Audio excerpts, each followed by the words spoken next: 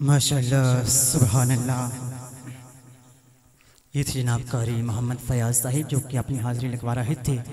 کبھی ہم بھی مدینے جاتے تو کچھ اور بات ہوتی، کبھی ہم بھی مدینے جاتے تو کچھ اور بات ہوتی، وہاں جا کے راہ بھول جاتے تو کچھ اور بات ہوتی، اور مجھ کو زہر دینے والے بہت تنگ نظر ہے آقا، مجھ کو زہر دینے والے بہت تنگ نظر ہے آقا، آپ کے نام پہ پلاتے تو کچھ اور بات ہوتی، آپ کے نام پہ پلاتے تو کچھ اور بات ہوتی۔ اور کرم کے آشیانے کی کیا بات ہے، کرم کے آشیانے کی کیا بات ہے، آپ کے آستانے کی کیا بات ہے۔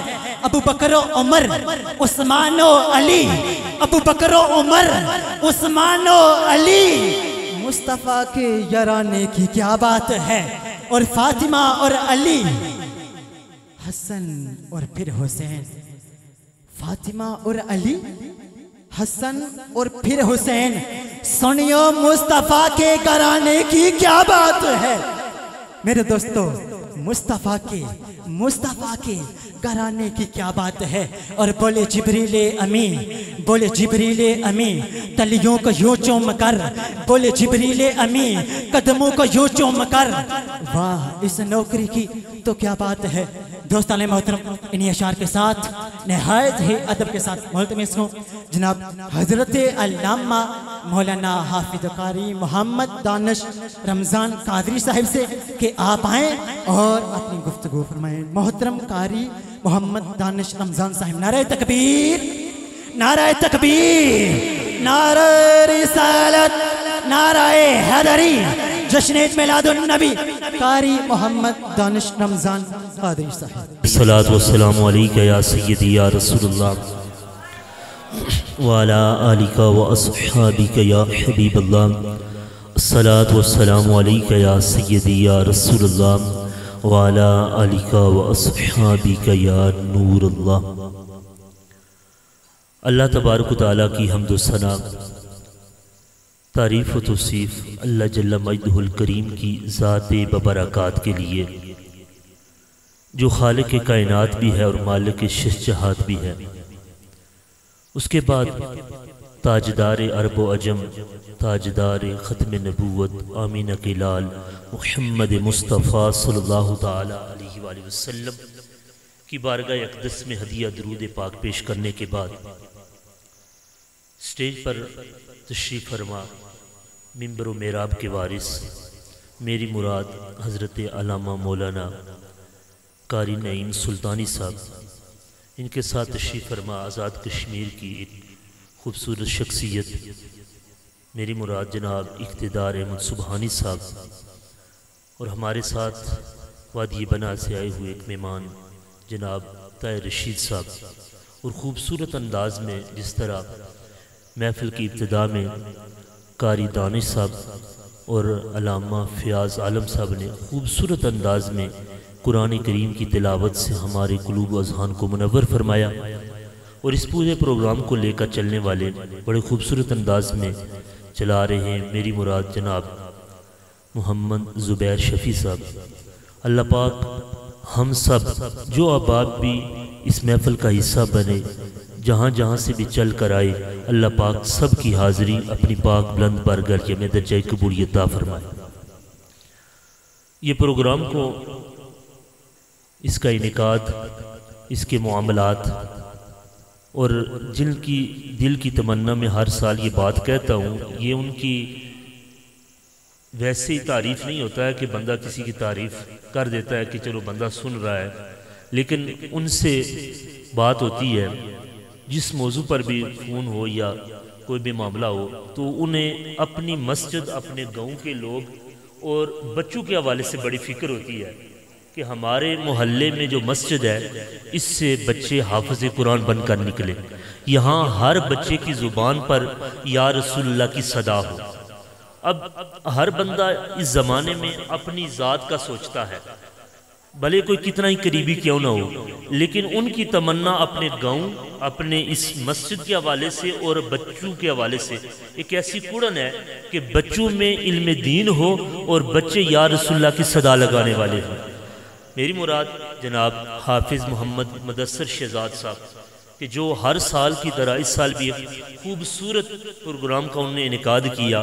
ہماری اس بزم کے خصوصی مہمان آل رسول آل نبی سید طاہر حسینی صاحب وہ چند لمحات کے بعد انشاءاللہ ہماری اس محفل کی رونق بنیں گے، وہ بھی آ رہے ہیں. اللہ پاک ہماری اس حاضری کو قبول فرمائے.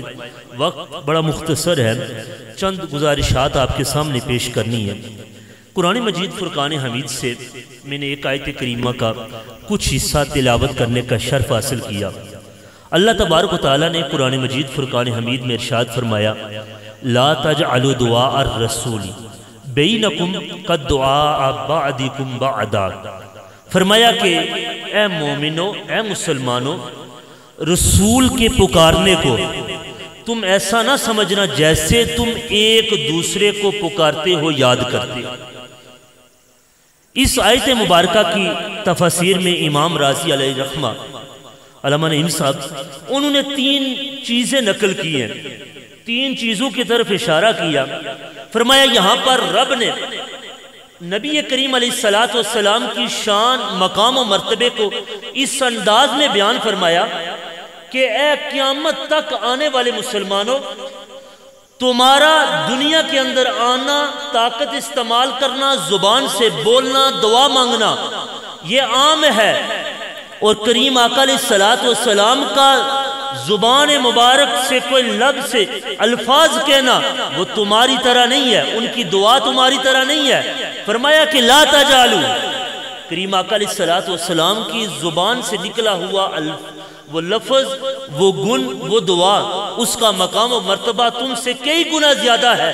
یہ صرف ایک دعا اور ایک لفظ کی اہمیت کو رب نے قرآن کے اندر ارشاد فرمایا.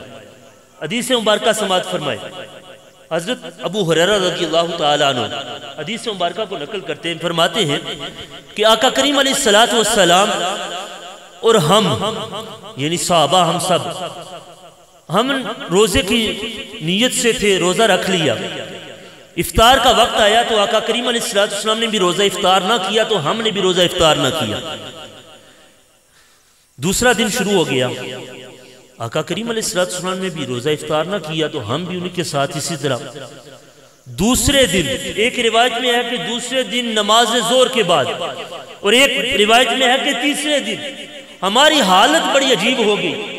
ہم حضور کی بارگاہ میں بیٹھے ہوئے ہیں، آقا کریم علیہ السلام نے جب ہماری حالت کو دیکھا کہ ہمارے جسم میں طاقت ہی نہیں ہے، ہم بول نہیں سکتے، ہمارے جسم کے اندر وہ تمام معاملات جو حرکت والے ہیں کہ ہم نہ چل سکتے ہیں نہ بول سکتے ہیں، ہم میں اتنا سکتہ طاری ہو گیا بھوک کی شدت کی وجہ سے، پیاس کی وجہ سے. آقا کریم علیہ السلام نے ارشاد فرمایا میرے صحابہ تمہاری حالت کو میں بڑا عجیب دیکھ رہا ہوں، کیا بات ہے، تمہیں کیا ہوا ہے؟ صحابہ حضور کی بارگاہ میں عرض کرتے ہیں یا رسول اللہ، آپ نے بھی روزہ افطار نہیں فرمایا تھا تو ہم نے بھی روزہ افطار نہیں فرمایا، ہم بھی اس دن سے روزے کی حالت میں ہیں، لگاتار ہم روزہ رکھ رہے. تو آقا کریم علیہ السلام نے ارشاد فرمایا ایکم مثلی، تم میں سے کوئی ایسا شخص ہے جو میری مثل ہے؟ میرا رب مجھے کھلاتا بھی ہے، مجھے پلاتا بھی.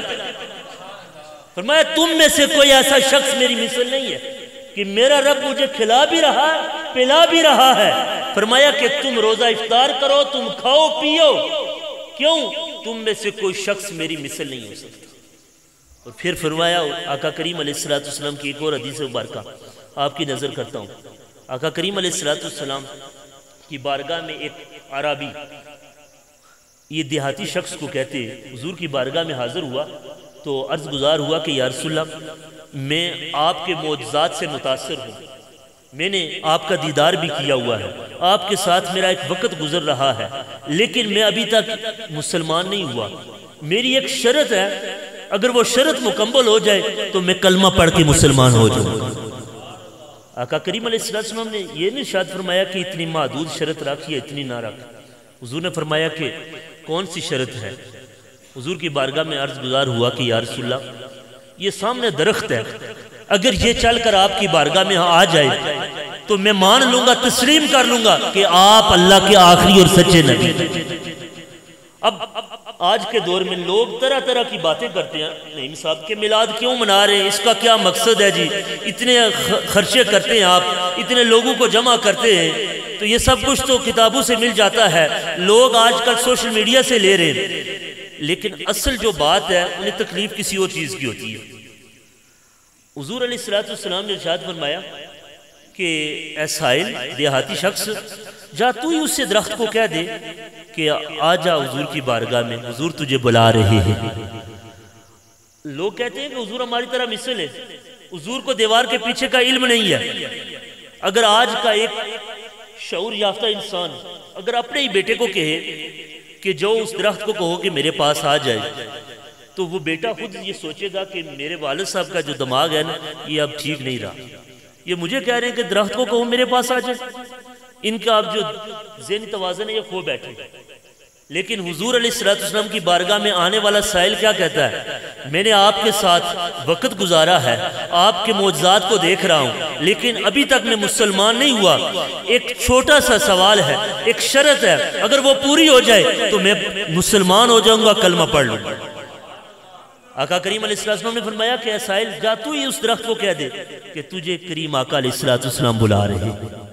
تاریخ کے اوراق میں ہے کہ درخت کے پاس جب وہ سائل گیا، وہ شخص کہنے لگا کہ تجھے کریم آقا علیہ السلام اپنی طرف بلا رہے ہیں، تو کہتے ہیں کہ درخت ایک طرف اس طرح جھکا، پھر اس طرف جھکا، اور جوم جوم کر پھر جڑوں سمیت نکلا اور حضور کی بارگاہ میں پہنچائے۔